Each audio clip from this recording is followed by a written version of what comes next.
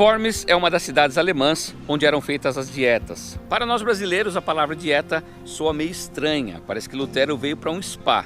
Mas uma dieta naquela época era uma assembleia política ou administrativa, uma reunião de líderes convocados para discutir os problemas e as soluções do país. A dieta começou no dia 28 de janeiro e foi até 26 de maio de 1521. Lutero sai da cidade de Wittenberg no dia 2 de abril, viaja aproximadamente 530 quilômetros numa carroça cedida pelo Conselho Administrativo da cidade. Chega aqui no dia 16 por volta das 10 horas da manhã.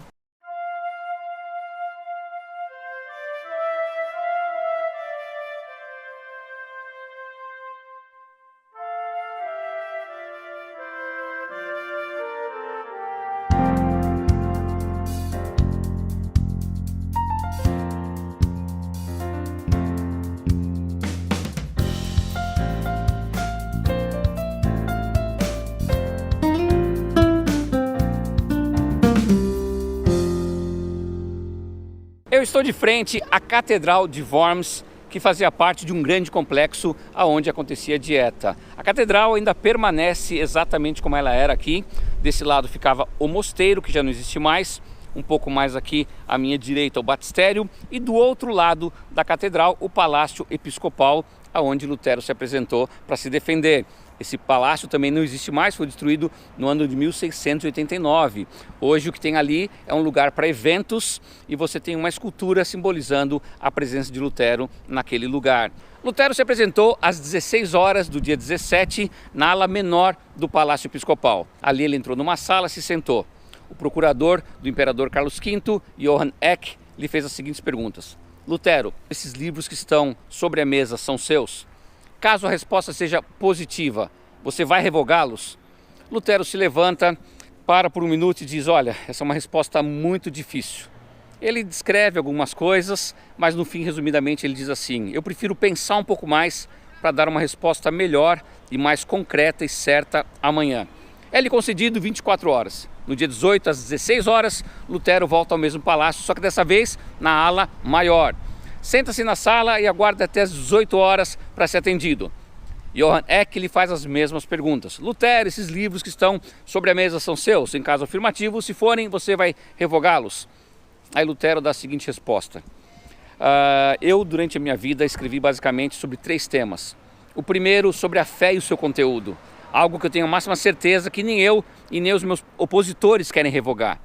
O segundo tema foi contra o Papa, sobre a tirania papal. E se eu revogar esse texto, eu vou fortalecer a sua tirania.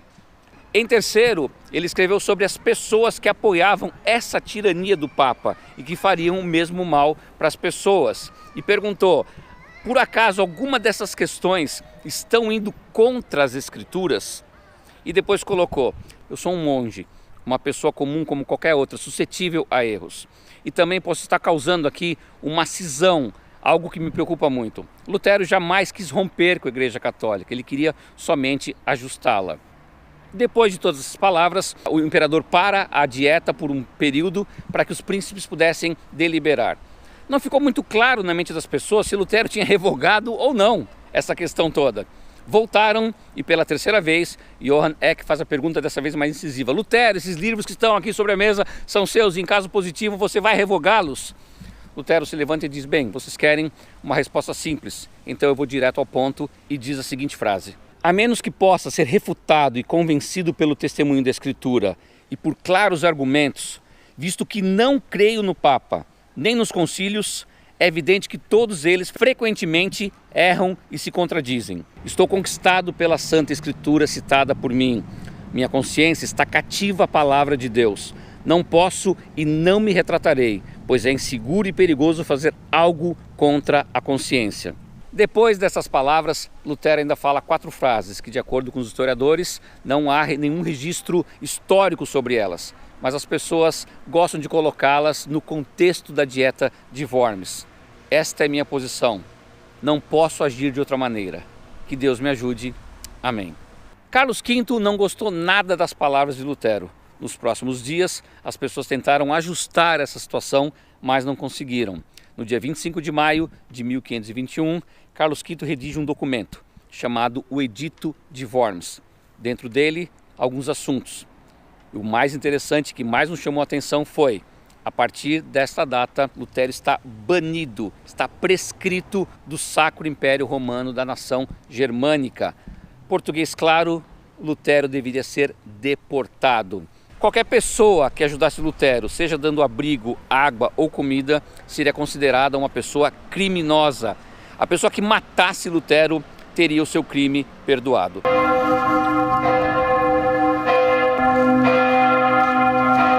Ao tempo de Lutero, ideias matavam, e por ideias também se morria.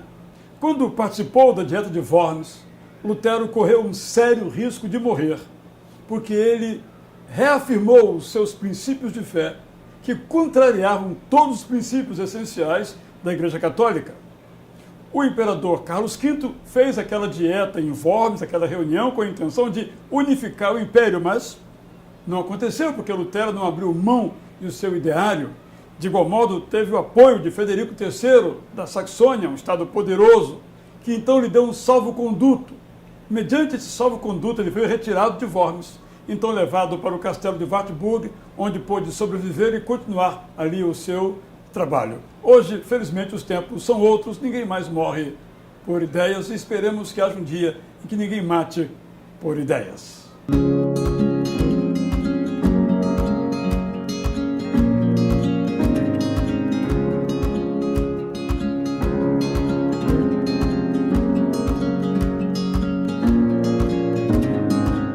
Após Lutero deixar a cidade de Worms, o seu salvo-conduto ainda estava em andamento.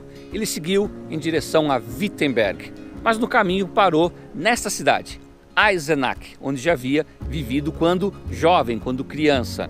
Lutero por aqui pregou. Quando saiu da cidade, a poucos quilômetros daqui, foi sequestrado. Frederico III tinha arquitetado um plano para tirar Lutero do circuito e o levou para o seu castelo, que é muito próximo aqui da cidade e um dos mais importantes de toda a Saxônia e a Turíngia, o castelo de Wartburg. Ali Lutero poderia ficar tranquilamente protegido pelas mãos de Frederico III.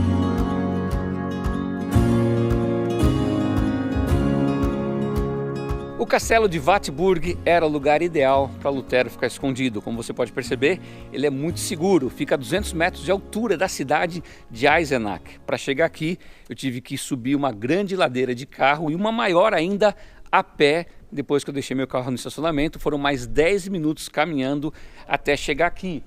O castelo muito bem guardado por portões, por esse átrio aqui antes, que é como se fosse o lugar onde os servos viviam, onde as outras pessoas viviam. Então, o Lutero estava muito bem guardado nesse lugar.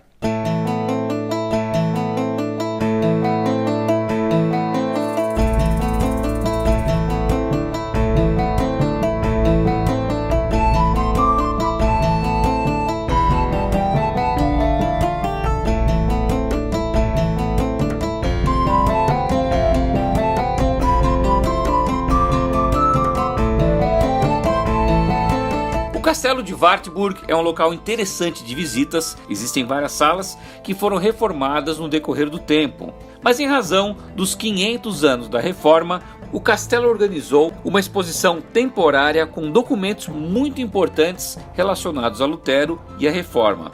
E nós conseguimos uma autorização especial para mostrá-los para você.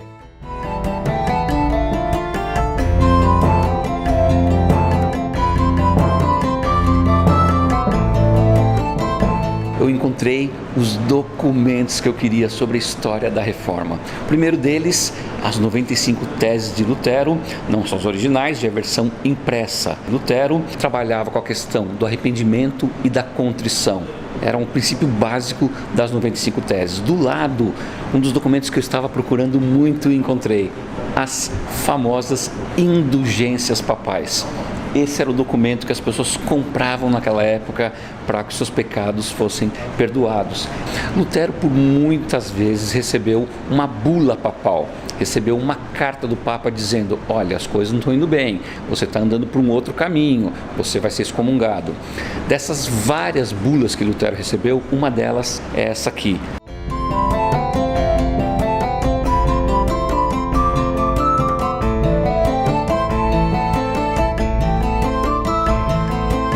Lutero traduziu o Novo Testamento em apenas 11 semanas aqui no castelo. Quando ele terminou toda a tradução, Philippe Melanchthon fez toda a avaliação. Com o projeto pronto, era hora de lançar essa Bíblia. Animados, fizeram 3.000 cópias. A data, setembro de 1522. O que eles não sabiam é que essa Bíblia, esse Novo Testamento, se esgotaria rapidamente, tanto que tiveram que fazer uma outra edição logo em dezembro do mesmo ano. Eu estou aqui ao lado dessas duas edições. Eu tenho um original de setembro de 22 e uma de dezembro de 1522.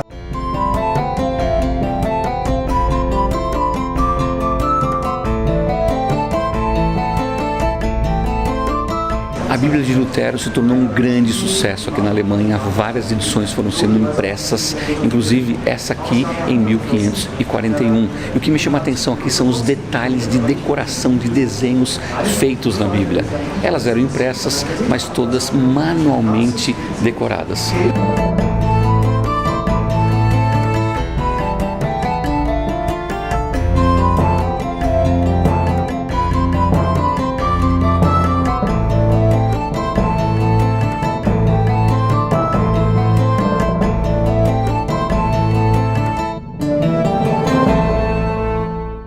Eu chego agora no lugar que eu tinha mais curiosidade de conhecer aqui nesse castelo, o quarto onde Lutero viveu por 10 meses. Algumas pessoas acreditam que ele morou numa ala aqui do castelo, mas a sua grande maioria concorda que realmente ele não saiu desse espaço nesse período. Porque quem sabia que ele estava aqui era somente Frederico III e o seu palatino. Nesse lugar ele viveu como o Cavalheiro Jorge. Inclusive ele deixou a sua barba crescer para não ser reconhecido caso fosse visto por alguém.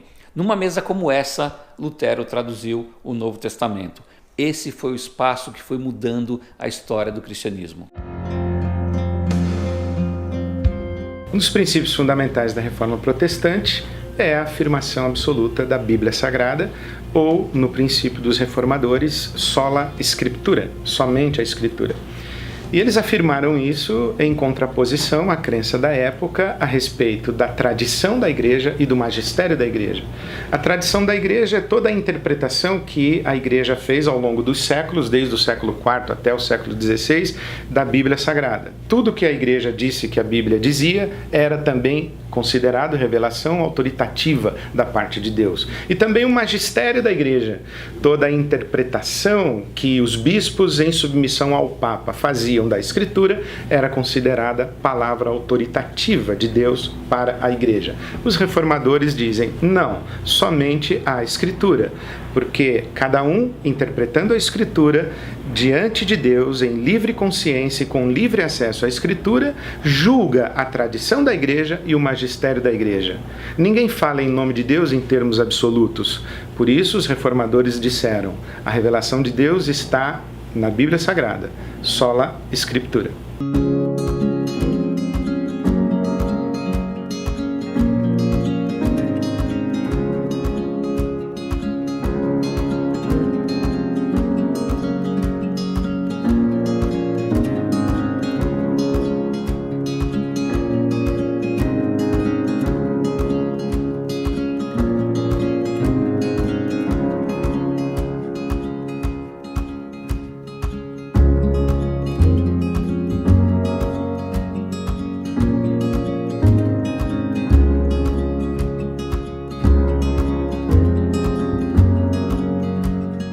Após seu exílio em Wittenberg, Lutero retorna aqui para Wittenberg, onde fica sob a proteção de Frederico III.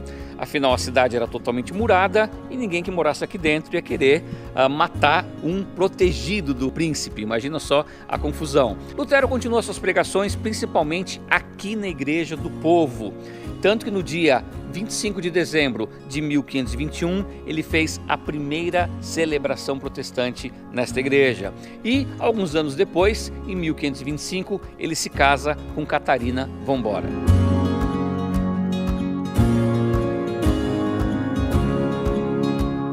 As coisas para Lutero pareciam que estavam se encaixando. Sua Bíblia traduzida fazia sucesso entre o povo. Outros reformadores, como Ulrico Zwinglio e João Calvino, lutavam por suas ideias contra a Igreja Católica na Suíça, abrindo mais espaços para a reforma. Mas as ideias de Lutero também levaram camponeses a se revoltarem contra o império. Na mente deles, se o império estava contra as leis de Deus, deveria ser punido. O povo deveria se vingar dos seus opressores. E textos como "venda sua capa e compre uma espada", ou "não vim para trazer a paz, mas a espada", fortaleciam a ideia de uma revolta. Lutero não queria o confronto. Acreditava que era importante as mudanças, mas sem o derramamento de sangue. Não se pode haver violência em nome do evangelho, dizia ele. Lutero escreve uma obra chamada Exortação à Paz, refutando as falsas interpretações das Escrituras como justificativa para a violência. A primeira parte fala aos príncipes e senhores feudais, para evitarem um confronto direto, e diz: "Não temos ninguém mais na terra a agradecer por essa desastrosa rebelião, senão vocês, príncipes e lordes. Como governantes temporais, vocês não fazem nada além de enganar e roubar o povo para que possam levar uma vida de luxo e extravagância. O povo comum não suporta mais." A segunda parte fala aos camponeses, que eles não usem o evangelho como justificativa da sua revolta. Sabe que suas reivindicações são pertinentes, mas estarão errados ao usar a força.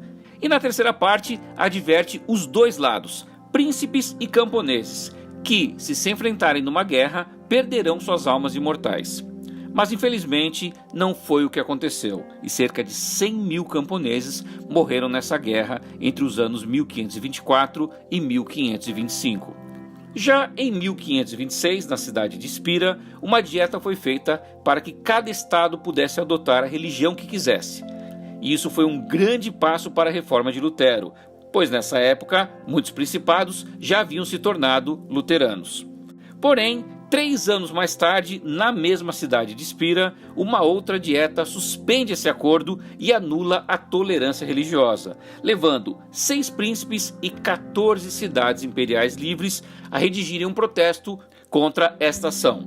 Deste protesto, no dia 19 de abril de 1529, nasce o termo protestante, que não foi aplicado de imediato aos reformadores, mas posteriormente a todos que protestavam contra a Igreja Católica.